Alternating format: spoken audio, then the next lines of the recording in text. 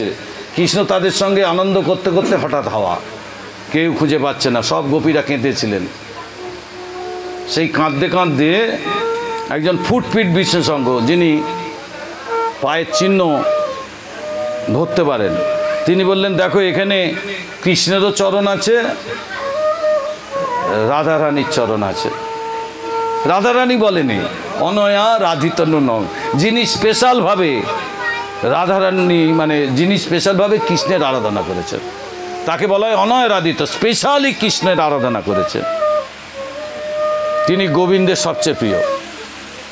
ভাগবত ওই একবারই শুধু রাধিত বলা হয়েছে, রাধাও বলেনি। টোটাল ভাগবত 18,000 শ্লোকে রাধারানীর কাছাকাছি নাম হচ্ছে রাধিত। ঠিক আছে? অতএব সর্বপূজ্যা, আমার সঙ্গে বলো কথাটা, অতএব সর্বপূজ্যা পরম দেবতা সর্বপালিকা সর্বজগতেরও মাতা। অনেক মূর্খ মানুষ বলে রাধারানীকে মা বলে না কেন, আর এখানে শাস্ত্রে কি বলছে? সর্বজগতের। আরে তুই যাদের মা বলিস তার মার নামও রাধারানী, মা দুর্গা। রাধারানীর পুরাণে ব্যাখ্যা করেছে, আমি বলছি শোনো, যে দুর্গা দেবী রাধারানীর 10,000 ভাগের 1 ভাগ। রাধারানী যে মূল শক্তি, তার 10,000 ভাগের 1 ভাগের নাম দুর্গা দেবী। তার এত শক্তি, জগৎ কাঁপিয়ে বেড়াচ্ছে। তাহলে রাধারানীর কি শক্তি ছিল? দেখায়নি। যে খুব পাওয়ারফুল লোক দেখায় না, পাড়ার এই বেড়ে মস্তানরা পাওয়ার দেখায়, তাই তো? আর যে প্রকৃত মস্তান হবে কিচ্ছু দেখাবে না, টেনে দেবে সোজা। হ্যাঁ, দেখবে আমেরিকা কোথায় গর্তের মধ্যে কেউ আছে, সেখানে বোম ফেলে দিল, বড় মস্তান, সে বলবে না, সুইচ টিপলো, বোম চলে গেল। তা রাধারানী হচ্ছেন, আবার বলছি, অতএব সর্বপূজ্যা। সবাই কার পূজা করে? যদি বলো কৃষ্ণ কি করে? হ্যাঁ করে, গুড। কৃষ্ণ কার পূজা করে? কোথায় পাওয়া যায়? দেহ পদ পল্লব মোদারম, তাই তো? গীত গোবিন্দ দেখা যায় কৃষ্ণ বলছে, হে রাধারানী তোমার চরণ দুটো দাও, তাই তো? তাহলে কৃষ্ণেরও পূজা কাকে করে? কৃষ্ণ। অতএব সর্বপূজ্যা পরম দেবতা। পরম মানে শ্রেষ্ঠ, দেবতাদের মধ্যে সর্বশ্রেষ্ঠাকে। জয় জয় শ্রী রাধে।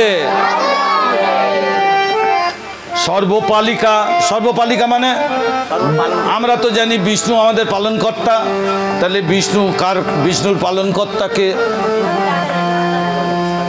পুরাণে বলছে ভয়ঙ্কর কথা, পদ্মপুরাণে ভয়ঙ্কর কথা বলছে যে বিষ্ণুর এই যে জগৎকর্তা মহাবিষ্ণু, তার মাতা রাধারানী। মহাবিষ্ণুর মাতাকে বুঝে সর্বনাশ। আমি যেদিন শুনি ভালো করে 10 বার দেখছি, ভুল দেখছি না তো? রাধারানী কে তাহলে? সর্ব জগতের মাতা, তাই তো? আর সর্বপালিকা, সবাইকে কে পালন করে? সর্বজগতেরও মাতা। কি আর কারোর সন্দেহ আছে কিছু? নাকি বলবে না কেসে? ঘুরে এসে যেন আমাকে কেউ জিজ্ঞেস না করো নাকি রাধারানীকে মা বললেন না, নাকি পটাং করে বই খুলে মারতে হবে মাথায়। যে পড়াশুনো করেনি তার সঙ্গে আমি উত্তর দেবো না। আমি বলি, তুমি তত্ত্ব কথা শুনতে এসেছো, আগে স্বীকার করো তুমি কিচ্ছু জানো না, জিরো। তখন আমি দেখাবো কোন শ্লোকে আছে, কত নম্বর শ্লোকে আছে, দেখে দেবো। জগৎ মোহন ও কৃষ্ণ, কৃষ্ণকে জগৎকে মোহন করে, কোনো সন্দেহ আছে? হ্যাঁ, আমরা সবাই কার ভক্ত? কৃষ্ণের। শুধু কৃষ্ণের নয় কিন্তু, গৌরীয় ভক্তদের কি বলা হয়? যুগলে রাধা কৃষ্ণের ভক্ত। জগৎ মোহন কৃষ্ণ তাহারও মোহিনী। কৃষ্ণকে কে মোহিত করে? অতএব সমস্তের পরা ঠাকুরানী। ঠাকুরানী মানে যার ঈশ্বরিক গুণ সর্বশ্রেষ্ঠা, পরা মানে সর্বশ্রেষ্ঠা, সবচেয়ে শ্রেষ্ঠকে ঠাকুর। আমরা ঠাকুর কথা বলি বটে, ঠাকুর মানে যার ঈশ্বরিক ক্ষমতা অনেক, আর যত ক্ষমতার মালকিনকে সোর্স রাধারানী। শ্রী রাধায়া প্রণয় মহিমা কীদৃশ্য, এই রাধারানীর প্রণয় মহিমা কীরকম জানার জন্যে কৃষ্ণ মহাপ্রভু হলেন। কৃষ্ণের মধ্যে ডিফেক্ট ধরা পড়লো, আমরা ধরতে পারিনি, কৃষ্ণ নিজেই ডিফেক্ট বললো। বললাম আমি গীতায় বড় বড় ডায়লগ দিয়েছি, যে যথামাং প্রপদ্যন্তে তাং ততৈব ভজামহম, যে যেরম আমার চরণে ভজনা করে আমিও তাকে সেভাবে কৃপা করি। কিন্তু রাধারানী যেভাবে আমাকে ভজনা করে আমি তো তা দিতে পারি না, তাহলে আমার ডিফেক্ট ওটা।